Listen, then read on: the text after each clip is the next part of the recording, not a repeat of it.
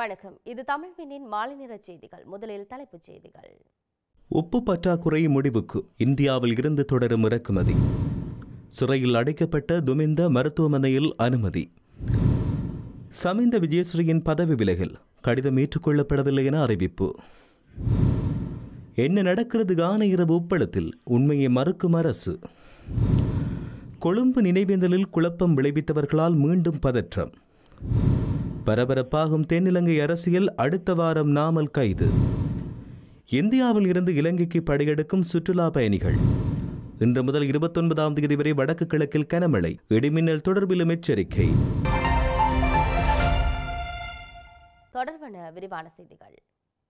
உப்பு பற்றாக்குறைக்கு தீர்வாக இந்தியாவில் இருந்து உப்பினை அரசாங்கத்தினால் இறக்குமதி செய்யும் செயற்பாடு தற்போது முன்னெடுக்கப்பட்டு வருவதாக தேசிய உப்பு உற்பத்தி நிறுவனம் தெரிவித்துள்ளது. கடந்த வியாழக்கிழமை முதல் குறித்த உப்பு இறக்குமதி நாட்டை வந்தடைந்த வண்ணம் உள்ளதாக அதன் தலைவர் கயான் வெல்லாவல தெரிவித்தார். நாட்டில் நிலவுகின்ற உப்பு பற்றாக்குறைக்கு தீர்வாக இந்தியாவில் இருந்து 20,000 மெட்ரிக் டன் உப்பை இறக்குமதி செய்வதற்கு தேசிய உப்பு நிறுவனம் முடிவு செய்துள்ளது. அதன்படி குறித்த உப்பு தொகுதியை சந்தைக்கு விநியோகிப்பதன் மூலம் உப்பு பற்றாக்குறை முடிவுக்கு வரும் என்றும் அதிகரித்துள்ள உப்பின் விலை குறைவடையும் என்றும் தேசிய உப்பு நிறுவனம் தெரிவித்துள்ளது. இதற்கிடையில் லங்கா உப்பு நிறுவனம் இந்தியாவில் இருந்து மேலும் 10,000 மெட்ரிக் டன் உப்பை இறக்குமதி செய்ய திட்டமிட்டுள்ளது. இந்த மாத இறுதிக்குள் அந்த உப்பு இறக்குமதி நாட்டை வந்தடையும் என லங்கா உப்பு நிறுவனத்தின் தலைவர் DK நந்தன திலக தெரிவித்தார். கைது செய்யப்பட்டு விளக்கமறியலில் வைக்கப்பட்டுள்ள முன்னாள் அமைச்சர் துமிந்த திசாநாயக்க சிறைச்சாலை மருத்துவமனையில் அனுமதிக்கப்பட்டுள்ளார். நீதிமன்ற உத்தரவின் பேரில் அவர் சிறைச்சாலை மருத்துவமனைக்கு அனுப்பப்பட்டுள்ளதாக தெரிவிக்கப்படுகிறது. துமிந்தவின் உடல்நிலை தொடர்பில் கிடைத்த பரிசோதனை அறிக்கைக்கு அமைய அவரை உடல்நிலை மோசமடைந்து வருவதால் அவரை சிறைச்சாலை மருத்துவமனைக்கு மாற்ற உத்தரவிடப்பட்டுள்ளது. வெள்ளவத்தை ஹவுலுக் சிட்டி வீட்டு வளாகத்தில் போலீசாரால் தங்கமுலாம் பூசப்பட்ட T56 ரக துப்பாக்கி கைப்பற்றப்பட்டமை தொடர்பில் முன்னாள் அமைச்சர் துமிந்த திசாநாயக்க கைது செய்யப்பட்டார். இந்த நிலையில் நேற்றைய தினம் நீதிமன்றத்தில் முன்னிலைப்படுத்தப்பட்ட துமிந்த திசாநாயக்கவை எதிர்வரும் 29ஆம் தேதி வரையில் விளக்கு மறியலில் வைக்குமாறு கல்கிசை பதில் நீதவான் சாந்தகுமாரக்கே உத்தரவிட்டிருந்தார். சமிந்த விஜயஸ்ரீ தொகுதி அமைப்பாளர் பதவியிலிருந்து விலகுவதாக குறிப்பிட்டு கையளித்துள்ள கடிதத்தை எதிர்க்கட்சித் தலைவர் சஜித் பிரேமதாச ஏற்றுக்கொள்ளவில்லை என பொதுச் செயலாளர் ரஞ்சித் மத்தும் பண்டார தெரிவித்தார். அவர் மேலும் தெரிவிக்கையில், அரசாங்கத்துக்கு பெரும்பான்மையற்ற சபைகளில் எதிர்க்கட்சிகள் இணைந்து ஆட்சி அமைப்பதற்கான பேச்சுவார்த்தைகள் வெற்றிகரமாக இடம்பெற்று வருகின்றன. கொழும்பு மாநகர சபையில் எதிர்க்கட்சிகள் ஆட்சி அமைக்க உள்ளன. சுயேட்சை குழுக்கள் வெறுமனே பேச்சுவார்த்தைக்கு மாத்திரமே சென்றுள்ளன. சமிந்த விஜயஸ்ரீ தொகுதி அமைப்பாளர் பதவியிலிருந்து விலகியமைக்கான காரணம் குறித்து கேட்டிருந்த பின்னரே எந்த ஒரு கருத்தையும் கூற முடியும். என்ன அதிருப்தி என்பதையும் அவரே கூற வேண்டும். கட்சிக்குள் அவருக்கு எந்த பிரச்சனையும் கிடையாது. எதிர்க்கட்சித் தலைவருக்கு பதவி விலகல் கடிதம் வழங்கப்பட்டுள்ள போதிலும் அவர் அதை ஏற்றுக்கொள்ளவில்லை. கடிதம் கிடைக்கப்பெற்றுள்ளதாக எதிர்க்கட்சித் தலைவர் சஜித் பிரேமதாச எனக்கு அறிவித்திருக்கிறார். எனினும் சமிந்த விஜயஸ்ரீயுடன் கலந்துரையாடிய பின்னர் எந்த ஒரு தீர்மானத்துக்கும் வர முடியும். கலவரம் அடையாமல் தொடர்ந்தும் ஐக்கிய மக்கள் சக்தியுடன் அரசியல் பயணத்தை தொடர வேண்டும் என்பதை பொதுச் செயலாளர் என்ற ரீதியில் நான் வழங்கும் அறிவுரையாகும் என அவர் குறிப்பிட்டார்.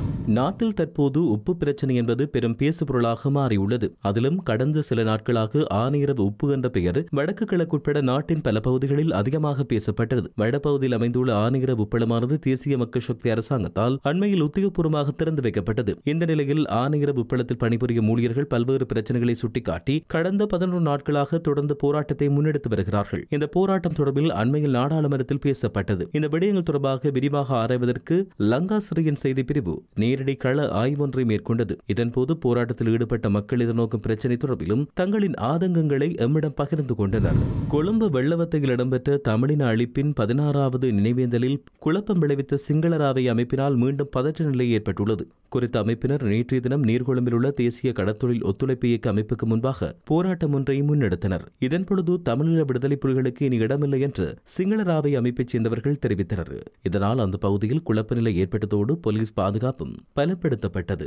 கிறிஸ் பரிவர்த்தனை தொடர்பில் தான் அடுத்த வாரம் கைது செய்யப்படுவேன் என நாடாளுமன்ற உறுப்பினர் நாமல் ராஜபக்ஷ தெரிவித்துள்ளார். முன்னாள் அமைச்சர்களான கெஹலிய ரம்புக்வேல மற்றும் மஹிந்தானந்த அழுத்கமகி ஆகியோரின் நலன் தொடர்பில் விசாரிக்க வெலிக்கடை சிறைச்சாலைக்கு சென்றபோது அவர் இவ்வாறு குறிப்பிட்டார். இது தொடர்பில் அவர் கருத்து தெரிவிக்கையில், அடுத்த வாரம் தான் கைது செய்ய தயாராக இருப்பதாக தகவல் வெளியாகியுள்ளது. கிறிஸ் பரிவர்த்தனை தொடர்பாக ஒப்பந்தம் ஒன்றை போலியான ஆதாரங்களோடு உருவாக்கி தன்னை கைது செய்ய தயாராகி வருவதாக அவர் தெரிவித்தார். அதன்படி அடுத்த வாரம் முதல் அவர்களுடன் தான் இணைய வாய்ப்புள்ளது என நாமல் ராஜபக்ஷ தெரிவித்துள்ளார். மே மாதத்தில் இதுவரை மொத்தம் 91,785 சுற்றுலா பயணிகள் நாட்டுக்கு வருகை தந்துள்ளதாக இலங்கை சுற்றுலா அபிவிருத்தி அதிகார சபையின் தரவுகள் தெரிவிக்கின்றன. அதிகார சபை வெளியிட்டுள்ள தரவுகளின்படி இந்தியாவில் இருந்து மொத்தம் 31,000 635 சுற்றுலா பயணிகள் வந்துள்ளனர். இது 34.5% என குறிப்பிடப்பட்டுள்ளது. மேலும் மே மாதத்தில் ஐக்கிய ராஜ்யத்தில் இருந்து 6195 பேரும், சீனாவில் இருந்து 6043 பேரும், ஜெர்மனியில் இருந்து 5526 பேரும், பங்களாதேஷில் இருந்து 4693 பேரும் இலங்கைக்கு வருகை தந்துள்ளனர். இதனிடையே மே மாதத்துக்கான சமீபத்திய புள்ளி விவரங்கள் வெளியிடப்பட்டதன் மூலம் 2025ஆம் ஆண்டில்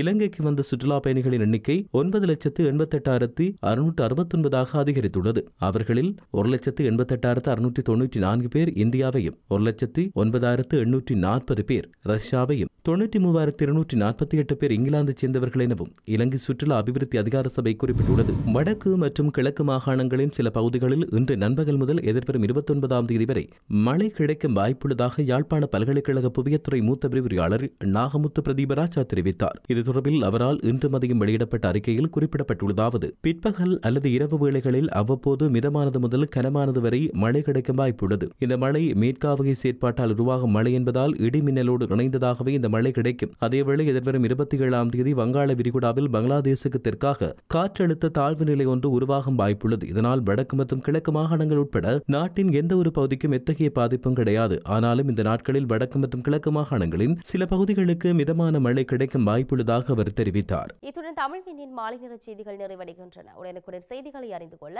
தமிழ் விண் என்ற நமது யூடியூப் பக்கத்தினூடாக இணைந்திருங்கள். வணக்கம்.